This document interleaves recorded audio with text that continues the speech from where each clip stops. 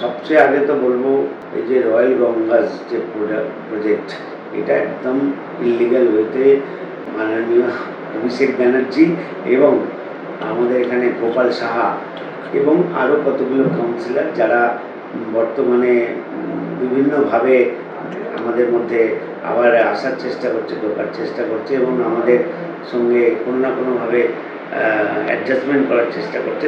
মাননীয় মুখ্যমন্ত্রী বলে দিয়েছেন যে আপনারা যে ইলিগাল কাজকর্ম করেছেন তার প্রত্যেকটির হিসাব, তার প্রত্যেকটির বিষয় খুঁটিয়ে দেখা হবে এবং পুঙ্খানুপুঙ্খ বিচার করা হবে। আর রয়্যাল গঙ্গাস প্রজেক্টকেও আমরা বলতে চাই, আপনারা যে কাজ এখন কন্টিনিউ করছেন দয়া করে বন্ধ করুন।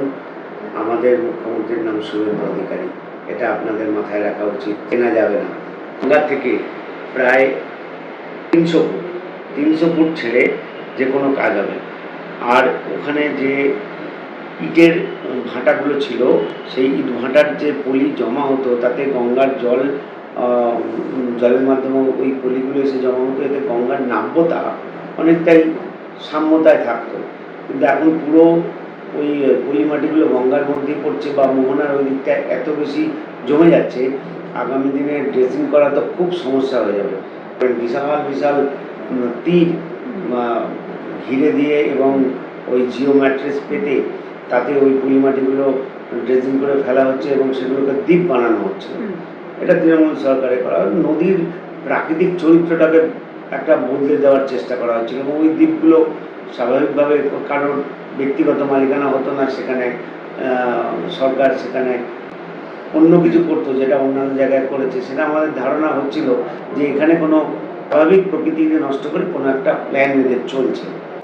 কিন্তু যেখানে পলি মাটিকে ইটে কনভার্ট করিয়ে দেওয়া, সেই স্বাভাবিক পদ্ধতির বন্ধ করার মানেটা কী দাঁড়াবে? ওখানে যে রাস্তাটা প্রায় করা হয়েছে, মানে 100 কোটি টাকার উপরে দুর্নীতি ওখানে রয়েছে, যেটা টেন্ডার ছাড়া ওই 100 কোটি টাকা পাস করানো হয়েছিল।